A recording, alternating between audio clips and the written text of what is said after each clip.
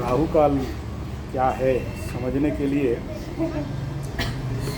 और राहु का महादशा क्या है समझने के लिए सबसे बढ़िया तरीका है कि ज़िंदगी में एक बार राहु काल की यात्रा में समस्या का सामना कर लीजिए। बड़ा चमत्कार होता है। आज हम लोग नेपाल में माँ दक्षिण काली के मंदिर में निकल रहे थे और लग्न अच्छा था। मेष लग्न में बृहस्पति का होरा चतुर्थ प्रथम का ये लग्न हो रहा था। तो स्वाभाविक बात है, लग्न अच्छा मिला, शुभ बृहस्पति है। आप अगर होरा वाच लग्न घड़ी देखते हैं तो अच्छा है, लेकिन थोड़ा सा राहु काल उस समय बना। गाड़ी बढ़िया निकला, कुत्ता को खिलाए, कुत्ता खाया नहीं, कुत्ता बिस्किट छोड़ दिया। समझ जाओ ये प्रॉब्लम है और इसमें गलती किसी का नहीं होता है। हमारे जो डायरेक्टर साहब थे, डायरेक्टर ही बोले निकलो निकलो निकलो, निकल गए। निकलने का टाइम में कुछ दूर गया, दिशाशूल, जिस दिशा में नहीं जाना चाहिए उस दिशा में हमारा गति हो गया। तब तक देखिए, सुबह जब तक पूजा पाठ का महत्व क्या होता है। और नेपाल में जब शिव मंदिर का दर्शन हुआ और वहाँ काल भैरव जी का दर्शन भी हुआ, तो ज़िंदगी में मेरे अंदर एक और ज़्यादा भैरव के प्रति विश्वास और स्वयंभू के प्रति विश्वास और भोलेनाथ, सदाशिव, पशुपतिनाथ के प्रति एक अलग प्रकार का भाव, भक्ति जगा। तो एक ज़िंदगी का एक जो आध्यात्मिक सत्यता का प्रतिपादन जीवन में हो गया। एक और स्टेप चढ़े ऐसा लगा, अच्छा लगा। एक कदम आगे बढ़ने का, एक माइक्रो एनर्जी का अनुभव हुआ। तो सुबह सुबह मैं जब भी निकलता हूँ तो चंडी पाठ, काली इत्यादि जो भी मेरा करना चाहिए, जब वगैरह सब होते निकल। आदमी इस समय प्रचंड मृत्यु योग, ये हमारा गाड़ी ऐसे जा रहा है, ये गाड़ी ऐसा आ रहा है, इसको मारा लेकिन सेव हो गए, सुरक्षित हो गए। यही होता है कि बड़ा दुर्घटना घटने से पहले हम लोग एक छोटा सा घटना से बच गए। ये पावर है पूजा पाठ, मंत्र तंत्र, जब तक का अगर आप कर रहे हो, मृत्युंजय का कर रहे हो, तो बड़ा सा बड़ा दुर्घटना बच जाए। तो व्यक्ति दोनों बच गए और गाड़ी वाला भी बच गया। पीछे का बॉडी से थोड़ा सा टूटा और बाहर निकल गया। अगर वो गाड़ी कोई इंडियन गाड़ी होता और स्ट्रॉन्ग गाड़ी होता तो वो आदमी को चक्का के नीचे लाता।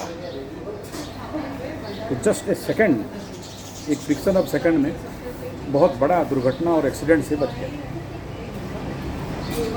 ये इंसिडेंट। लेकिन इसके बाद का इंसिडेंट, जब तक राहु काल चल रहा है, राहु का महादशा और राहु का काल, भय, भ्रम, भूल, भटकाव, भगवा, बुद्धू, कूटनीति, राजनीति, षड्यंत्र। मैं कंडीशन को देख के समझा कि ये अभी यहाँ शांत होने वाला नहीं है, दोनों समझने वाले नहीं है, हमारा ड्राइवर समझने वाला नहीं है और पीछे का गाड़ी वाला भी समझने वाला नहीं है। ये बोलता है पैसा देने के लिए तैयार नहीं, बोला वो हम छोड़ेंगे नहीं। तो बृहस्पति के बाद शनि का मूवमेंट होगा। तो मैं देख रहा हूँ कि केस आगे बढ़ने वाला है, मैं ये अनुभव कर रहा हूँ। और आगे बढ़ गया, 3-4 पुलिस आ गए, उनको लेके पुलिस स्टेशन में बैठ गए। हमको अपना ड्राइवर बोला जाओ घूम घाम के खा पी के आओ। राहु काल जाओ, गूगल मैप देखा, pure vegetarian hotel, no onion no garlic hotel ढूंढते ढूंढते हम पूर्व दिशा में गए, फिर पश्चिम दिशा से घूमे, उत्तर दिशा में घूमे, फिर दक्षिण दिशा से घूमते हुए जहाँ से शुरू किए थे वहीं पहुँच गए। कहीं कुछ मिला नहीं। अच्छा, जो 2-3 जगह मिला वो नॉट सेटिस्फाइड, फिर से पीछे घूमे, फिर से पीछे घूमते घूमते इसी जगह में एक्सीडेंट हुआ था, ये प्योर वेजिटेरियन होटल में, इसी के सामने फिर से पहुंच गए। भ्रम हुआ कि हम लोग सही रास्ता में जा रहे, भटक गए। भटकते भटकते राहु आके वहीं पहुंचा दिया। एग्जैक्टली राहु महादशा में आदमी के ज़िंदगी में यही होता है, आदमी को घुमाएगा। आदमी को हमेशा ये लगता है कि हम सही जा रहे हैं। राहु के समय, राहु का अंतर्दशा, राहु का महादशा में हर एक व्यक्ति के अंदर एक विचार हमेशा रहता है कि I am in right path. उसको कोई भी कितना भी समझा दे कि भाई तुम गलत हो, वो बोलेगा नहीं, आई एम द करेक्ट, मैं ही सही हूँ। और वो समझता कभी नहीं। कितना भी ब्रह्मा विष्णु महेश्वर समझा दे, समझेगा नहीं। अगर वो थोड़ा सा पूजा पाठ, जब तक यज्ञ नियम धर्म और राहु के एनर्जी से बाहर जाने का ताकत रखता है तो कुछ समझ सकता है, तो समझ सकता है, अदरवाइज नहीं समझने वाला है। कभी समझ बिल्डअप नहीं होगा और उसको भ्रमित करेगा ही करेगा और भकवा बनाएगा ही बनाएगा। तो हम लोग भकवा बनते बनते फिर उसी होटल में आ गए और यहाँ भकवा बन के बैठे हैं। तो भ्रम गया, भकवा गया, भ्रम हुआ, भटका हुआ, भकवा बन गए, अब बुद्धू बन रहे हैं। मतलब हम लोग का टारगेट रहा कि चलो होटल में जाते हैं और पूरा प्योर ऑर्गेनिक चूड़ा मुड़ी गुड़ केला खाएंगे, आगे फिर से वही तेल खा लीजिए। तो भय, भ्रम। अच्छा, उस समय भय हुआ कि पुलिस आएगा तो ठोकाई पिटाई करेगा। तो हमारे जो असिस्टेंट साहब थे वो घुस रहे थे अंदर समझाने में, बोला साइड हट, नेपाली एक दूसरे को समझाएगा, तुम्हारे पास समझाओगे तो तुम उल्टा 2 थप्पड़ खाओगे। तो साइड हो गया और उसके बाद जो जैसे समझ गए। तो भय, भ्रम, भूल, भटकाव, भकवा, बुद्धू, आगे बैठ गए। ना समझो, गधों को समझाओ, फिर बोलते आगे जाएंगे, फिर बोलते आगे जाएंगे, आके फिर वहाँ बैठ गए। राहु महादशा में, राहु काल में एग्जैक्टली ऐसा ही खेल जिंदगी के साथ बनता है। और इसमें अगर आप थोड़ा सा मृत्युंजय कर रहे हो, थोड़ा सा जब तक ध्यान कर्म इत्यादि कर रहे हो, संभवतः बड़े से बड़े विपद में आप बच सकते हो। नहीं तो आपको वो कहीं ना कहीं से प्रॉब्लम में डाल देता है। अब देखिए, इसमें 2 विषय है कि अगर जब राहु काल राहु ग्रास कर रहा है तो आपको और कुछ करना नहीं है, आपको इंतज़ार करना है कुछ ना कुछ उसके अंदर। अगर राहु आपके लिए फेवरेबल है तो कुछ ना कुछ अच्छा स्थिति आपको दे सकता है, कोई ना कोई एक अच्छा महान योग भी लग सकता है। अगर राहु को आप साधे नहीं हो, राहु महादशा में, राहु काल में, राहु अंतर्दशा में, तो आपको गलत डायरेक्शन में दे देगा, कोई परिणाम नहीं होगा। लेकिन एक सूत्र ये भी है कि ईश्वर जो करते हैं प्राणी के मंगल के लिए करते हैं, तो जो होता है अच्छा के लिए होता है। और घूम फिर के हम लोग एक अच्छा एंड में आ गए। बढ़िया बढ़िया ऑर्गेनिक समोसा, साथ में घुगनी, चना तरकारी, ठीक है।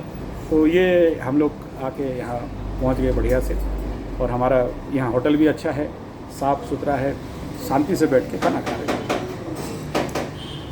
इसमें शिक्षा क्या मिला? शिक्षा यही मिला कि ऐसे कंडीशन पे आप कुछ नहीं कर सकते हो, सरेंडर। और उस समय और ज़्यादा जप करना चाहिए, और ज़्यादा महामृत्युंजय, मृत्युंजय का, क्योंकि राहु को कंट्रोल करने वाला भोलेनाथ सदाशिव, वो उसी के माध्यम से। मुख्य चीज़ क्या है कि सीवियर नेगेटिव कंडीशन पे कुछ सुरक्षा, कुछ रक्षा, कुछ शांति इस समय मिल सके।